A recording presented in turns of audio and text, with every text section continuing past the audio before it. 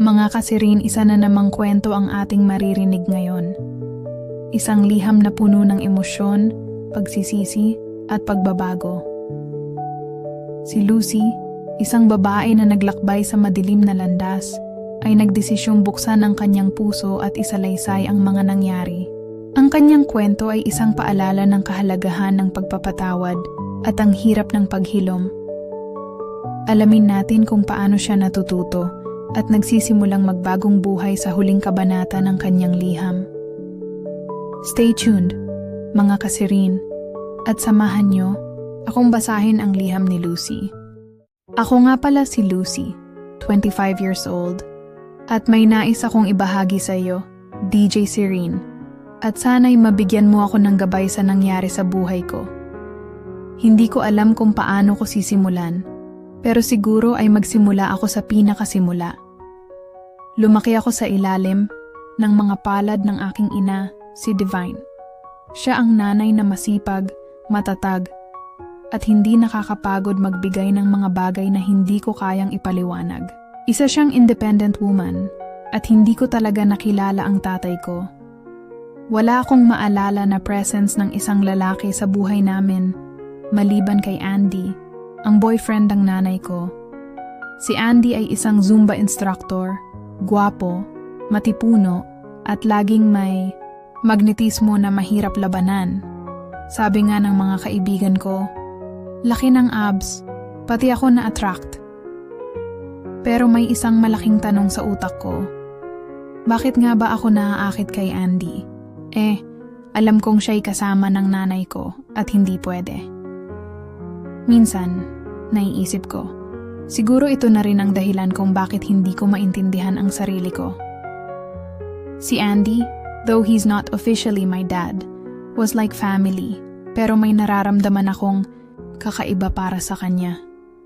Bawat ngiti niya, bawat tingin niya sa akin na medyo mahahabang tingin. Alam mo yun? Yung tipong kahit hindi siya magsalita, parang may tinatawag na mga emosyon na hindi ko kayang pigilan. Ngunit ang tunay na kwento ay nagsimula nung isang araw na nagpunta ang nanay ko sa ibang bansa. Kailangan niyang umalis para sa trabaho. Kaya't nag-iwan siya ng instruction na alagaan si Andy habang wala siya. Noon ko lang napansin na mas naging magaan ang mga araw ko kapag magkasama kami. Si Andy, bagamat hindi ko dapat pinapansin, ay unti-unting naging kaklose ko. Hindi ko alam kung paano nangyari, pero isang gabi, habang nanonood kami ng pelikula sa sala, parang biglang nagbago ang lahat. Nasa bahay lang kami, wala si nanay, at kami lang dalawa. Hating gabi na, at hindi ko na matandaan kung paano nagsimula. Pero nagkatinginan kami, at may something sa mga mata niya na hindi ko kayang ipaliwanag. Parang may magnet na humila sa akin, palapit sa kanya. Puno ng tensyon ng hangin. Hindi ko siya tinulungan magtago ng nararamdaman ko, at hindi ko na kayang pigilan ang sarili ko. Nang magtagpo ang aming mga labi, ako'y naguguluhan. Bakit ba hindi ko kayang itigil ang sarili ko? Sa kabila ng lahat ng nangyari, alam ko na may mali, pero may bahagi sa akin na ayaw itong wakasan. Sabi ko sa sarili ko, isang pagkakataon lang ito. Pero hindi pala. Ang gabing iyon ay naging simula ng isang bagay na hindi ko akalain na mangyayari. Hindi ko alam kung anong nararamdaman ko, guilt o init. Si Andy, bagamat tila hindi nag-expect, ay parang hindi ko rin kaya i-push away. Sa lahat ng nangyari, hindi ko alam kung anong klaseng relasyon ang meron kami ngayon. Siguro ay nangyari lang ito dahil sa kalasingan o simpleng akala ko gusto ko lang siya. Pero ang tanong ko sa sarili ko, paano ako babangon mula dito? Ipinagkanulo ko ang pinakamahalaga sa buhay ko, si nanay. At dito ako nagsusulat ng liham na ito kay DJ Serene. Dahil gusto ko sanang malaman kung may pag-asa pa ba akong makabangon mula sa lahat ng ito. Sana'y matulungan mo akong intindihin ang nangyari sa akin. Lumaki ako na hindi ko natutunan ang tunay na kahulugan ng pagiging magkasama bilang mag-ina. Si Nanay Divine ay palaging abala sa trabaho, at bagamat na-provide niya ang lahat ng kailangan ko, wala akong maalala na moments ng pag-uusap namin na para bang magkaibigan lang kami. Isa siyang mabait at masipag na nanay, pero malayo siya sa akin. Hindi ko naman siya masisisi. Ang buhay niya ay puno ng sacrifices, kaya't hindi siya naging emotionally present. At ang tanging presence na nakakaramdam ako ng kakaibang atensyon at minsan ay pagiging mahalaga ay si Andy. Si Andy, ang boyfriend ni Nanay, ay isang Zumba instructor. Sa unang pagkikita pa lang, napansin ko na agad ang mga mata niyang may halong kabighanian at pagkakaroon ng isang kind-hearted na aura. Hindi siya basta gwapo. May mga mata siyang kayang bumasa ng mga nararamdaman mo nang hindi mo pa ito isinusumbong. Siya ang tipo ng lalaki na magaan ang pakiramdam at hindi ko kayang iwasan. Hindi ko naman siya dapat isipin sa ganong paraan, pero noong bata ako, gusto ko ang atensyon na ibinibigay niya sa akin. Hindi naman siya lumalapit sa akin ng labis, pero may mga simpleng gesture siya. Isang ngiti, isang pagtulong sa mga bagay na maliliit, pero magaan sa pakiramdam. Hindi ko tuloy maiwasang magtanong, paano kaya kung siya na lang ang tatay ko? Sa mga sumunod na taon, hindi ko na talaga kayang ipagkaila na siya ay nagiging mas malapit sa akin. Si Andy, kahit nakasama si Nanay, ay para bang may atensyon na nakalaan sa akin, na minsan lang ako makaramdam. Ang tingin niya sa akin, lalo na nung ako'y nagsisimula ng magkaisip at magbago, ay may pagkamisteryo na nagbigay ng kakaibang sigla sa puso ko. Hindi ko alam kung anong klase ng koneksyon ito, pero sa tuwing naroon siya, parang may puwersa na hindi ko kayang isalungat. Hindi ko na kayang pigilan ang mga nararamdaman ko, pero lagi ko na lang iniisip, off-limits siya. Nanay ko siya, at hindi ko kayang magtakda ng ibang linya. Kahit na may mga araw na hindi ko kayang pigilan ang mga nararamdaman ko, ako na lang ang umiiwas. Sa lahat ng nangyayari, sa kabila ng kung anong pagkakahawig ng mga tingin namin, naiisip ko na baka wala lang ito para sa kanya. Baka ako lang ang may nararamdaman at hindi siya. Hanggang isang araw na nagbago ang lahat. Si Nanay Divine ay kailangang magtulungan sa trabaho at lumipad patungong ibang bansa. Naiwan kami ni Andy sa bahay. Sa umpisa, wala namang kakaibang nangyari. Lahat kami ay normal, nag-uusap, naglalakad-lakad, parang walang anumang tensyon. Pero sa tuwing nagkakasama kami, hindi ko maiwasang maramdaman na mas may malalim na koneksyon sa pagitan namin. Hindi ko kayang ipaliwanag, pero ang mga simpleng galak na nararamdaman ko sa mga maliliit na bagay na ginagawa niya ay nagsimulang magbigay ng kasiyahan sa akin na minsan hindi ko kayang tanggapin. Noong gabing iyon, pagkatapos ng dinner, ang mga mata ni Andy ay nagkaroon ng kakaibang tingin. Hindi ko alam kung ano ang pumasok sa isip ko. Pero nang magtagpo ang mga mata namin, para bang natagpuan ko na ang sagot sa mga tanong ko. Tila may magneto na humatak sa amin papalapit sa isa't isa. At saka siya, si Andy, na may mga kamay na mahahabang lumapit sa akin at hinaplos ang aking pisngi. Hindi ko na alam kung paano lumayo. Ang mga labi ko ay kusang gumalaw papunta sa kanya. Napakasarap ng pakiramdam. Hindi ko na kaya pang pigilan ang sarili ko. Hindi ko na matandaan kung paano nagsimula. Basta't sa isang iglap, kami na ang magkasama. Hindi na umaalis sa mga halik at gigil. Hindi ko na iniisip na mali ito. Hindi ko na kayang mag-isip ng tama o mali. Lahat ng nararamdaman ko, iyon na ang nagtakda ng tinatahak naming landas. Tinanong ko ang sarili ko, Paano nangyari ito? Bakit ko ito pinayagan? Ngunit hindi ko kayang itigil ang nararamdaman. At nang hinalikan ako ni Andy, sa pagkakataong iyon, parang alam ko na hindi ko na kayang bumalik sa pagiging off-limits ang nararamdaman ko sa kanya. Ngunit iyon na ang simula ng lahat ng hindi ko kayang ipaliwanag. At iyon ang unang gabi. Ang gabing iyon ay nagsimula ng tahimik. Walang iniisip na masama, kami lang ni Andy at ang malamig na simoy ng hangin sa loob ng bahay. Si nanay ay nasa ibang bansa, kaya't kami lang ang natira sa bahay. Nagdesisyon kaming manood ng pelikula, magkwentuhan tungkol sa buhay at magtawanan. Parang ordinaryong gabi lang, hanggang sa dumating ang alak. Isang bote ng wine at pagkatapos ng ilang baso, ang usapan namin ay naging mas personal. Hindi ko alam kung anong nangyari, pero may kakaibang pakiramdam na nagsimula akong magtangi kay Andy nang higit pa sa pagiging magkaibigan o kasamahan ng nanay ko. Hindi ko naman siya masisisi.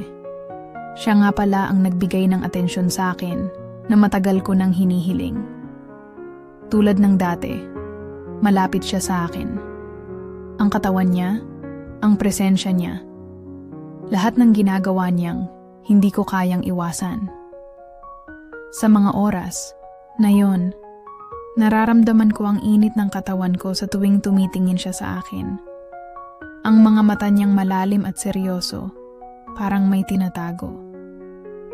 Tinutukso-tukso ako ni Andy. Pati na ang mga simpleng biro niya ay nagiging magaan na parang hindi na lang ako ang tawa ng tawa. Ngunit hindi ko inaasahan na pagkatapos ng ilang pagpapatawa, magsisimula kaming magbago. Nasa isang sulok kami ng sofa at ang mga kamay ni Andy ay hindi ko kayang tanggalin sa balikat ko.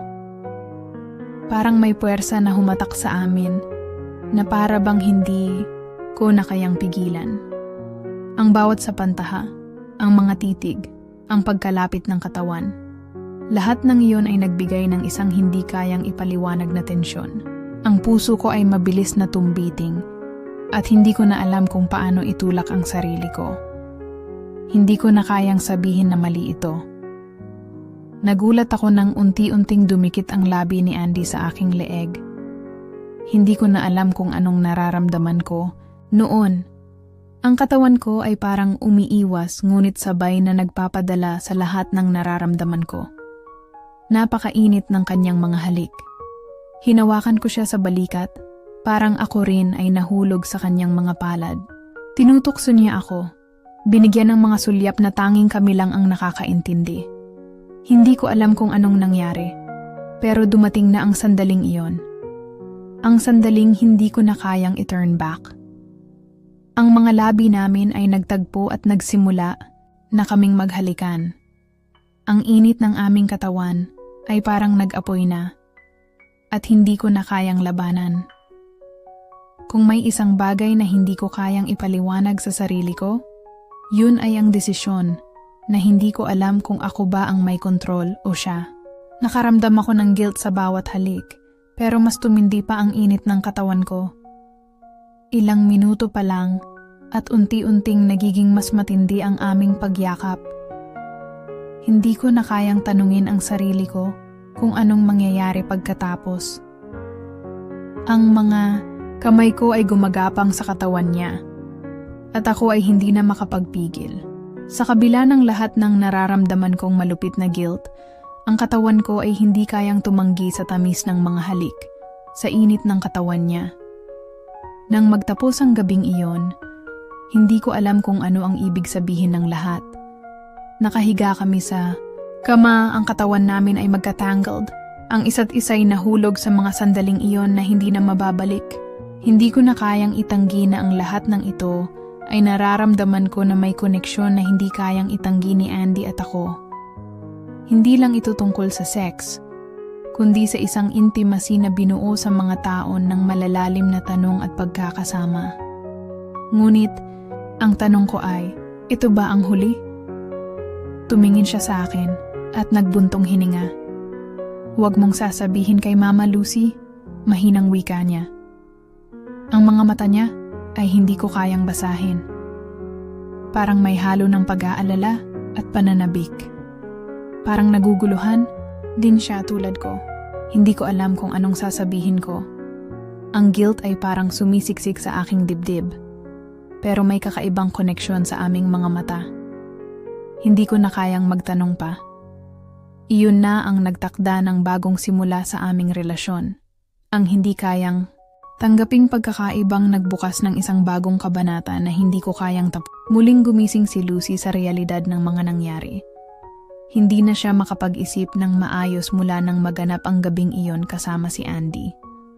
Mabilis ang tibok ng kanyang puso sa tuwing tatawagin siya ni Andy o titingin siya sa mga mata nito. Ang bawat galak na dulot ng kanilang pagiging malapit ay napalitan ng kaba at takot. Ang mga sulyap nila sa isa't isa ay puno ng mga hindi nasabi. At kahit na alam nilang mali ang nangyari, hindi nila kayang alisin ang init ng nararamdaman. Si Lucy, kahit anong iwas na gawin, ay hindi kayang takasan ang pagnanasa at ang mga saloobin na bumabalot sa kanya. Hindi niya kayang alisin si Andy sa kanyang isipan. Ang mga gabing walang katapusang pag-uusap nila, ang mga tawa at ang mga pagkabigla ng katawan sa bawat galak ng kanilang magkasama ay nagsimula ng mag-iba. Ang kanilang relasyon ay naging puno ng tensyon. Ang hindi kayang tanggapin at pilit, itinatanggi, ngunit patuloy na lumalalim. Si Andy, sa kabilang banda, ay halatang apektado rin sa nangyari. Ang mga mata niyang hindi kayang titigan si Lucy ng diretso. Ang mga kilos niya na tila nag-iwas sa kanya. Lahat ng ito ay nagpapakita ng kanyang kalituhan. Tinutulungan niya si Lucy sa mga bagay, ngunit may distansya na tila hindi kayang isara. Hindi rin siya sigurado kung anong desisyon ang tama. Alam niyang may nangyaring hindi maibabalik. At ang sakit na dulot ng hindi pagkakaintindihan ay nagsimula ng mag-usbong sa kanilang pagitan. Mabilis ang paglipas ng mga araw at habang nararamdaman nila ang pagkabigat ng kanilang ginugol na panahon magkasama, dumating ang araw na hindi nila inaasahan. Si Divine, ang ina ni Lucy, ay dumating ng mas maaga kaysa sa inaasahan. Dumating siya na hindi man lang nagbigay ng hudyat ng kanyang pagdating. Agad na naramdaman ni Lucy ang pamumuo ng takot sa kanyang dibdib. Alam niyang ang lahat ng lihim ay malapit ng mabunyag. Ang matinding pagkabahala ay sumira sa kanyang konsensya. Nais niyang umiwas kay Andy, ngunit hindi na nila kayang itago pa ang nararamdaman nilang magkaiba.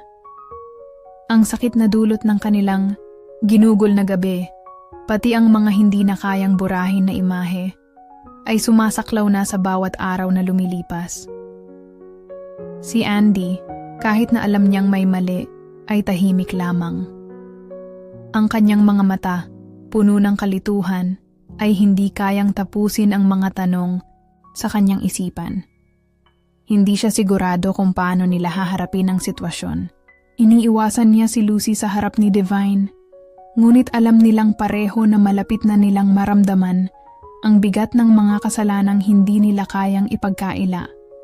At sa isang iglap, nang magbukas ang pinto ng kanilang kwarto, tumambad kay Divine ang isang eksena na hindi niya kailanman inasahan. Si Lucy at si Andy ay nakayakap sa isa't isa. Ang mga labi nila ay magkadikit. At ang init ng kanilang katawan ay tila nawawala na sa kanilang mga isipan. Ang mga mata ni Divine ay lumaki, punong-puno, ng shock at sakit, ngunit hindi siya makapagsalita. Tanging ang kirot at pagtataka ang namutawi sa kanyang mga mata. Nakita nilang pareho ang pagbabago sa mukha ni Divine, ang sakit na dulot ng pagkatalo ng kanyang tiwala. Ang mga salitang hindi nasabi, ang mga alaala na naiwang magkasama sila ni Andy ay nagiging isang napakalaking pagkatalo para kay Lucy. Hindi niya alam kung anong mga hakbang ang susunod. Si Andy ay nagpanik, agad na tumayo, at nagtakip ng katawan. Ngunit ang makatingin kay Divine ay parang siya na rin ang nahulog. Ang hangin sa kwarto ay tila nanatiling malamig at matigas. Parang hindi kayang haplusin ang mga damdamin na nag-uunahan upang tumakas. Ang tanging tunog na narinig nila ay ang mabigat na paghinga ni Divine, na tila walang salita na kayang ipaliwanag ang kanyang nararamdaman. Si Lucy, na nawawala na ang lakas ng loob, ay hindi makapagsalita. Ang takot at guilt ay patuloy na nagsisilbing malamig na ulap sa kanyang utak. Si Andy, kahit na nagsisimula ng makabawi sa pagkataranta, ay wala nang masabi kundi ang tanging "I'm sorry" na nagmumula sa kanyang bibig. Ang gabing iyon, ang mga saloobin nila ay nahulog at naiwang naguguluhan. Mula sa pagtataguyod ng lihim, nagsimula nilang tanggapin na hindi na nila kayang baguhin ang kanilang ginawa. Ngunit, paano nila haharap ang mga araw pagkatapos ng lahat ng nangyari ay puno ng katahimikan? Hindi nag-usap si Lucy at si Divine. Ang bahay na dating puno ng tawanan at kwento ay naging isang malamig na lugar na puno ng mga di mabilang na tanong. Si Lucy, hindi matanggap ang kabigatang dulot ng mga aksyon niya, ay nagkulong sa kanyang kwarto. Wala siyang lakas na humarap sa mundo, lalo na sa kanyang ina. Bawat sandali, ang mga tanong at emosyon na pinipilit niyang takasan ay nagbalik sa kanya, isang walang katapusang alon ng guilt at kalituhan. Si Divine, bagamat hindi nagbukas ng usapan, ay ramdam na ramdam ni Lucy ang sakit at pagkabigo. Sa mga mata ng kanyang ina, nakikita niyang nasaktan ito, hindi lang bilang isang ina kundi bilang isang partner. Hindi lang ang tiwala ni Divine ang nabigo, kundi pati ang pagmamahal na inaalay nito sa kanya. Nakatingin si Lucy sa kisame ng kanyang kwarto, naiisip ang mga kaganapan. Puno ng mga kuha ng gabing iyon, ang mga tahimik na tanong at ang sumisikip na dibdib. Lahat ng ito ay nagpatuloy sa kanyang isipan. Habang nakapikit, nararamdaman ni Lucy ang pagkabigo sa sarili. Bakit niya nagawa iyon? Anong nangyari? Iyon ba ay isang pagkakataon lang na hindi sinasadya o may mas malalim pang dahilan? Hindi niya alam kung saan magsisimula. Hindi niya maiwasang magtanong kung ano ba talaga ang nararamdaman niya kay Andy. Pagnanasa ba o pag-ibig? Ang mga gabing iyon na may mga sulyap at halakhak ay nagbigay sa kanya ng mga damdamin na hindi niya matukoy. Sa mga sandaling iyon ng pagninilay, nagdalawang isip siya sa kanyang mga motibo. Kung tatanungin siya kung mahal niya si Andy, hindi niya alam kung paano sasagutin. Ang katawan ba na naglalakbay sa alon ng init at sarap ay tunay na nagpapakita ng pagmamahal? O baka naman ito ay isang hakbang na dulot ng pagiging bata at nakalilimot sa mga responsibilidad? Guilt, lust, at pagnanasa, naghalo-halo sa kanyang puso at utak, at parang hindi na niya kayang paghiwalayin ang mga iyon. Hindi lang si Andy ang naging dahilan ng kanyang kalituhan. Lahat ng relasyon nila ng ina ay nagbukas sa kanyang mga mata. Paano na ang bond nila ni Divine na matagal nang pinapalakas ng mga taon ng sakripisyo at pagmamahal? Naramdaman ni Lucy na ang relasyon nilang mag-ina ay may mga puwang na wala sa kanya ang nararamdaman. At ni hindi niya nasabi ang mga hinagpis at galit na matagal nang natagong masakit na alaala. Lahat ng iyon ay nagbalik sa kanya. Puno ng pagpapakumbaba at kalungkutan, hindi siya makatingin kay Divine ng maayos. Dahil pakiramdam niya ay siya mismo ang sanhi ng pagkabasag ng kanilang relasyon. Ngunit sa kabila ng lahat ng kalituhang ito, hindi rin maiiwasan ni Lucy na tanungin ang sarili kung ano ang magiging buhay niya pagkatapos ng lahat ng ito. Gusto niyang magtakip, magtago sa likod ng pinto ng kanyang kwarto, ngunit ang bigat ng puso ay patuloy na humihila sa kanya palabas. Hanggang kailan siya magtatago? Hanggang kailan niya itatago ang mga pagkakamaling nagawa? siya mismo ay nawawala sa sariling katauhan. Puno ng guilt at kawalan ng pagkakilanlan, hindi niya kayang tanggalin ang tingin kay Andy na may kasamang kalituhan at pagpapatawad. At sa kabilang banda, naroroon si Divine na hindi kayang tanggapin ang pagkatalo ng tiwala.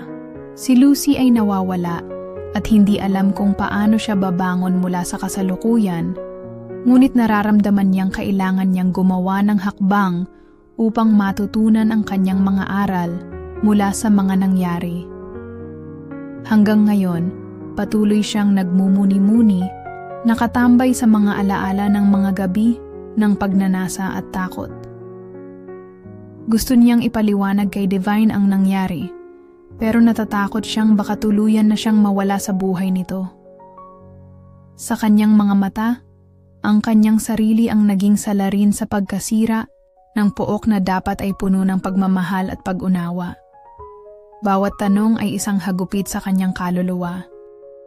Lumipas ang ilang linggo mula sa huling insidente, ngunit ang bigat ng sitwasyon ay hindi pa rin naglalaho kay Lucy. Ang relasyon nila ni Divine ay patuloy na lumalamig at ang galit ng kanyang ina ay parang isang matinding ulap na hindi matanggal. Ang sakit na dulot ng betrayal ay hindi lang kay Divine, kundi pati na rin kay Lucy. Hindi niya matanggap ang pagkatalo ng tiwala ng kanyang ina at masakit ang makita si Divine na lumayo sa kanya. Gusto niyang itama ang lahat, pero paano? Minsan, habang nakatambay sa kanilang sala, napansin niyang nakausap na niya si Divine sa isang maikling panahon. Wala nang mga kwentuhan tulad ng dati. Ang mga mata ni Divine ay malayo, puno ng sakit na hindi matanggal. Kailangan niyang magsalita, kailangan niyang humingi ng tawad. Ngunit sa bawat pagtatangka, parang may mga salitang hindi kayang lumabas. Gabi-gabi, hindi siya makatulog ng maayos. At ang tanging naiisip niya ay kung paano niya maibabalik ang buhay na nasira. Ang pag-aalala at guilt ay kumakain sa kanya. Kung may isang bagay na nais niyang mangyari, iyon ay matutunan niyang magpatawad sa sarili at ayusin ang relasyon nila ni Divine. Ngunit may isang taong kailangan din niyang harapin, si Andy. Nagdesisyon si Lucy na puntahan si Andy. Hindi na siya kayang magpatuloy na nakatago sa mga iniisip na hindi na niya kayang baguhin. Kailangan niyang malaman ang mga dahilan kung bakit nangyari ang lahat. Pumunta siya sa gym kung saan nagtatrabaho si Andy. Habang papasok siya sa building, ramdam na ramdam niya ang kaba sa dibdib. Hindi siya sigurado kung anong reaksyon ang aabutin niya mula kay Andy, ngunit naramdaman niyang ito na ang tamang oras upang tapusin ang mga hindi pagkakaunawaan. Pagdating sa gym, nakita niyang nag-e-ehersisyo si Andy at katulad ng dati, may ngiti sa kanyang mukha. Ngunit nang makita siya, ang ngiti ni Andy ay napawi agad. Ang mga mata niya ay puno ng kalituhan at kahit na may kasamang kaba, naglakad siya papalapit kay Andy. Lucy? Tugon ni Andy. Ang boses nito ay mabigat, puno ng mga hindi nasabi. Nais ko lang po sanang mag-usap. Mahina niyang sabi. Ramdam ni Andy ang bigat sa kanyang tinig, kaya't sumunod na lang ito at hinila siya papunta sa isang sulok na malayo sa mga mata ng ibang tao. Habang nag-uusap sila, nalamdaman ni Lucy ang pabigat na nararamdaman ni Andy. Ang kanyang mga mata, na dati ay puno ng tuwa at kabiguan, ay puno ngayon ng pagsisisi. Alam mo, Lucy, hindi ko rin alam kung anong nangyari sa atin. Hindi ko inaasahan na maghuhulog tayo sa ganitong sitwasyon. Wika ni Andy. Ang kanyang boses ay nagtataglay ng pag-aalala at pagsisisi. Hindi ko rin gustong mangyari yun, pero parang lahat ng nararamdaman ko noon, hindi ko na rin kayang kontrolin. Tumingin si Lucy kay Andy at sa kanyang mga mata nagkaroon siya ng pagkaunawa. Pareho silang nagkamali at pareho silang nadala sa init ng pagkakataon. Ngunit sa kabila ng lahat, hindi nila kayang alisin ang isa't isa mula sa kanilang isipan. Ang hirap, Andy, sagot ni Lucy. Ang kanyang boses ay halos pabulong. Hindi ko alam kung ano ang nangyari sa atin. Parang may mga bagay na gusto ko, pero alam ko rin na mali ang mangyari. Si Andy ay tahimik na nakatingin sa kanya. At nang magsalita muli, naramdaman ni Lucy ang pagiging tapat sa bawat salita. Pareho tayo, Lucy. Pareho tayong naging biktima ng ating mga damdamin. Walang excuses sa ginawa natin. At hindi ko kayang gawing tama ang nangyari. Pero kailangan natin harapin ito. Hindi natin kayang baguhin ang nangyari. Pero kailangan nating tanggapin at magpatuloy. Nagtagal sila sa kanilang pag-uusap. At sa bawat salitang kanilang binanggit, unti-unti nilang natutunan na magpatawad. Hindi nila kayang baguhin ang nakaraan, ngunit natutunan nilang yakapin ang kanilang pagkakamali at magbigay ng pagkakataon sa sarili at sa isa't isa upang magpatuloy sa buhay. Bago umalis si Lucy, humarap siya kay Andy at ngumiti. Salamat, Andy. Salamat at naging tapat ka. Hindi ko alam kung ano ang mangyayari sa hinaharap, pero alam ko na mas mabuti na ang makaharap ito kaysa magtago. Ngumiti rin si Andy, at sa kabila ng sakit at kalituhan, pareho nilang naramdaman na nagkaroon ng pag-asa. I hope you find peace, Lucy. Ang huling salita ni Andy habang siya ay naglalakad palayo. Habang naglalakad si Lucy pabalik sa bahay, nararamdaman niyang hindi pa siya ganap na nakaka-move on. Ngunit kahit papaano, natutunan niyang tanggapin na ang mga pagkakamali ay hindi kailangang patagilid. Sisimulan niyang harapin ang mga susunod na hakbang at alam niyang may pagkakataon pang magbago. Ang lahat ng nangyari kay Lucy ay may mga epekto. Ang sakit ng kanyang ina, ang pagkakasira ng relasyon, at ang mga pagkakamali na hindi basta-basta maitatama. Si Divine, na akala ni Lucy ay magiging suporta niya sa lahat ng pagkakataon, ay napuno ng sakit. Ang mga mata ni Divine ay puno ng pagdududa at galit, mga damdamin na mahirap kalimutan at mahirap patawarin. Ngunit si Lucy ay hindi nawalan ng pag-asa. Alam niya na may pagkakataon pa siyang ayusin ang lahat. At si Divine, kahit na nasaktan, ay hindi ganap na nawalan ng pag-asa sa kanya.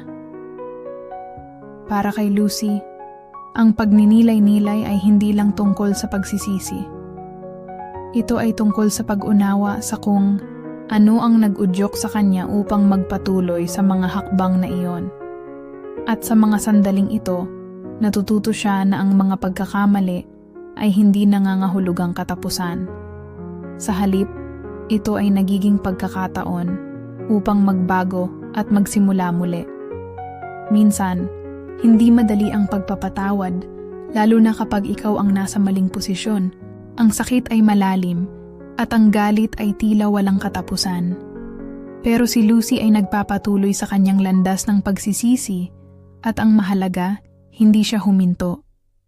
Hindi madali ang maglakbay patungo sa pagpapatawad, pero si Lucy ay nagsisimula ng tanggapin na hindi lahat ng bagay ay agad-agad na naayos. Ang mga sugat na dulot ng mga pagkakamali ay maghihilom, ngunit ito ay magiging matagal na proseso. Habang binabasa ko ang liham ni Lucy, nararamdaman ko ang kanyang hirap at ang kanyang determinasyon. Naipadaman niya na hindi lang siya nagsisisi, kundi naglalakbay din siya patungo sa pagpapatawad. Hindi lang mula kay Divine, kundi mula sa kanyang sarili. Ipinangako niya sa kanyang sarili na kahit gaano kahirap, hahanap siya ng paraan upang itama ang kanyang mga pagkakamali at muling magsimula. DJ Serene, kahit na hindi ko kayang baguhin ang mga nangyari, nagsimula na akong maglakbay patungo sa pagpapatawad at pagbabago. Ibinubukas ko na ang aking puso sa mga posibilidad at alam kong may pagkakataon pa kaming mag-umpisa muli. Salamat sa pagkakataong magsalita at magbahagi. Naglalaman ng mga pangarap at pangako ang huling liham na ito. Hindi pa tapos ang kwento ni Lucy, pero natututo siya ng mga leksyon na magdadala sa kanya sa mas magaan na bukas, na natutunan niyang hindi sa lahat ng oras ay makakamtan mo agad ang lahat ng gusto mo. Pero ang pagbabalik loob at ang pagtatama sa mga pagkakamali ay mas mahalaga. At sa huling liham na ito, nahanap ni Lucy ang lakas upang magpatuloy at magsimula muli.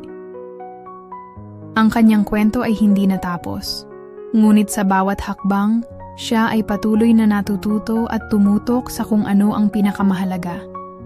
Ang pagtanggap sa sarili, ang pagpapatawad, at ang pagtahak sa tamang landas. Mga kasirin, maraming salamat sa pagsama sa atin sa kwento ni Lucy. Minsan, ang mga pagkakamali ay nagsisilbing gabay para sa mas matatag na bukas. Naway maging inspirasyon ang kanyang paglalakbay sa atin, na kahit anong hirap ng nakaraan, may pagkakataon pa ring magbago at magpatawad. Hanggang sa muli, mga kasirin. Keep your hearts open and your minds ready for change.